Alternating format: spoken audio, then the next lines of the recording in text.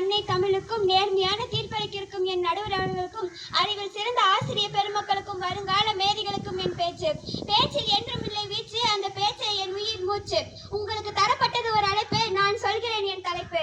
நான் இன்று எடுத்துக்கொண்ட தலைப்பு கர்ம வீரர் காமராஜர். நாளெல்லாம் பொழுதெல்லாம் தேசப்பட்டில் வாழ்ந்தவர், குழந்தையெல்லாம் பள்ளி செல்ல கல்வி கண் திறந்தவர், கொள்ளை கொள்ளையா சொத்து சேர்க்கா சொக்க தமிழனாய் வாழ்ந்தவர், மக்கள் கொண்டே மனதில் கொண்டே மக்கள் ஆட்சி புரிந்தவர், உயிர் வாழ்க்கையில் ஆசை இல்லா புனித வாழ்க்கை வாழ்ந்தவர்.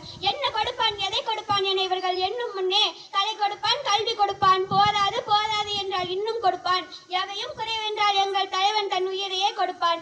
6 அடி உயரம் அவரால் ஏழ்மைக்கு துயரம், சிவகாமியின் தவப்புலவன் இந்தியாவின் பெருந்தலைவர் கர்ம வீரர் காமராஜர். தான் படிக்கவில்லை என்றாலும் பட்டி தொட்டி எங்கும் பள்ளிகளை திறந்து ஆற்றங்கரையிலும் ஆப்பக்கரையிலும் சுற்றித் திரிந்த குழந்தைகளை பள்ளிக்கூடம் நோக்கி படையெடுக்க வைத்தவர் காமராஜர். குழந்தைகள் எப்படி பசியோடு படிக்கும் என நெஞ்சார் யோசித்த அவர் உலகமே வியந்து பார்க்கும் மதிய உணவு திட்டத்தை கொண்டு வந்தார்.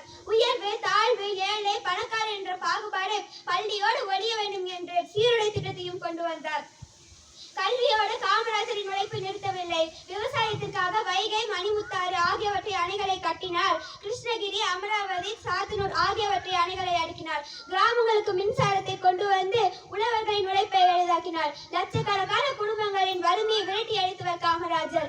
ஆற்று நீரை தேக்க அணைகள் கட்டி ஏற்றுமுறை கல்வியை எளிதில் கற்க இலவசமாக கல்வி கொடுத்தவர் காமராஜர். சொந்தமென வீடு இல்லை, சொத்து சேர்க்க வாழ்வு இல்லை, தான் வாழ்வை நினைக்காமல் தமிழ் மக்களை மறக்காமல் மக்களுக்காக வாழ்ந்தவர் காமராஜர். வாய்ப்பளித்த பள்ளிக்கு நன்றி கூடி விடைபெறுகிறேன். நன்றி, வணக்கம்.